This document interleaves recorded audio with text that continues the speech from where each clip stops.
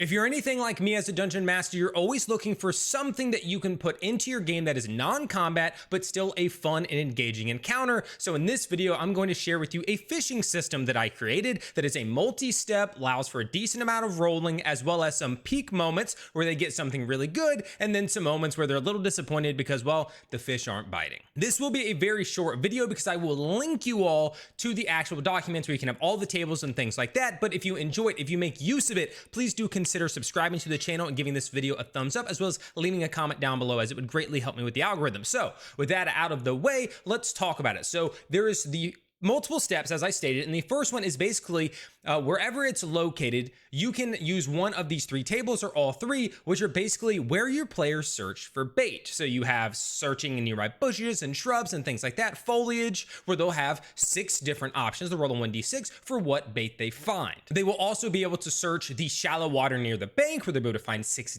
different types of bait. And finally, they'll be able to search the dirt, where they'll be able to find 6 other types of bait. So you give your players an option. You say, hey, are you looking for things to fish with in terms of bait in the nearby foliage, the water, or perhaps digging down in the dirt? And each one has 6 distinct things that they can find, each of which supplies something different when it comes to it. And one thing in every category is something big, like it completely moves up, the size of the fish or something like that, which we're going to get into here in just a second. So after they decide what kind of bait they want, and they then roll a d6 to determine what they get, then you roll a catch roll, which is followed then by a type roll. So the catch roll is basically determined, did you catch something at all? Like a 0 to 5 is you didn't.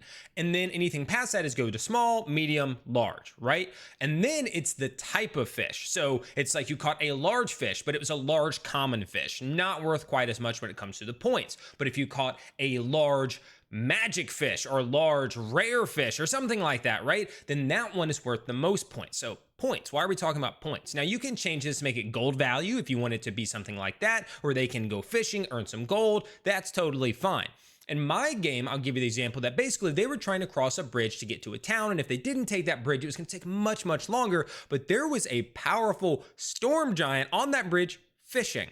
And they tried to pass, and he said, no, this is a fisherman's bridge. If you want to come across, you have to beat me in fishing. And so they challenged him. And so there was a couple of rounds. I think I did 6, which was a bit long. So maybe you could, suit it to your party. And so they had to earn enough points to beat how many points he was earning. So they would do it. They would tell me where they were getting their bait, then they would roll. If they caught something, they would then roll the rarity, and they had to beat his points at the end of it. So it's a fun little competition. You could do it between players, you can do it between NPCs and players, however you want to do it. Or, like I said, you can do it to make some gold, and you can adjust the prices as you want, but all the charts are right there. So again, they select their bait. Then the bait decides what bonuses they have for their catch roll or their type roll. As I stated earlier, there are some that are just a +1 to your catch roll, some that are just a +1 to your type roll, and then others that will bump it up. Like if you rolled to get a medium fish, there's a bait that when you use it, it automatically bumps you up, for instance, to a large fish or a rarer fish, depending on which bait it is. So again, there's these things where they get like, oh, sweet bait, like they got a good bait. There's excitement. They catch a huge fish, excitement. So it's fun. It's easy. I have all the stuff for you to use, all the tables. And again, if you don't want to do 3 different types of bait, just pick one table. That's fine too. Or combine it all into one and have them just roll a different size die, right? Easy enough, solves the issues, but I hope you make use of it. I hope you enjoyed. And if you do, again, consider subscribing, and I will link everything to my Patreon. It's public. You don't have to sign in. You don't have to make an account. You don't have to do anything. It's just where I'm storing it. Okay, so go there, grab it. If you want to follow it, because there'll be more stuff on Patreon, please go ahead. But thank you all so much. I hope you enjoy, and until next time, good luck in your adventures.